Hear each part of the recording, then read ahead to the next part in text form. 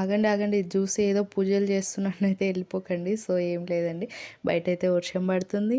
ఇంట్లో అయితే వేడివేడిగా ఏమన్నా చేసుకొని తిన్నామనేసి ఫ్రిడ్జ్లో చూస్తే దోశపిండి అయితే ఉంది. సో దోశపిండితో పొంగనాలు అయితే వేసాను. పొంగనాల్లో ఎంతమంది పసుపు వేస్తారండి? నేనైతే పసుపు వేస్తాను. మా అమ్మ వాళ్ళ ఇంటి దగ్గర అయితే పసుపు వేస్తారు, మా అత్తయ్య వాళ్ళైతే పసుపు అయితే వేయరనమాట. సో దీని కాంబినేషన్ టమాటా చట్నీ చాలా బాగుంటుంది. సో ఏం లేదండి, చాలా ఈజీ. టమాటా, పచ్చిమిర్చి, సాల్ట్ మగ్గిన తర్వాత మంచిగా మిక్సీ పట్టేయడమే. కొంచెం వాటర్ యాడ్ చేసుకొని అంతే. టేస్ట్ అయితే చాలా బాగుంటుంది. ఇడ్లీలోకి కానీ పొంగనాలు చాలా బాగుంటుంది.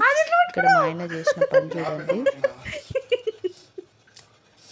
అరే స్టాండ్ ఉంది కాడ, అది పట్టుకో.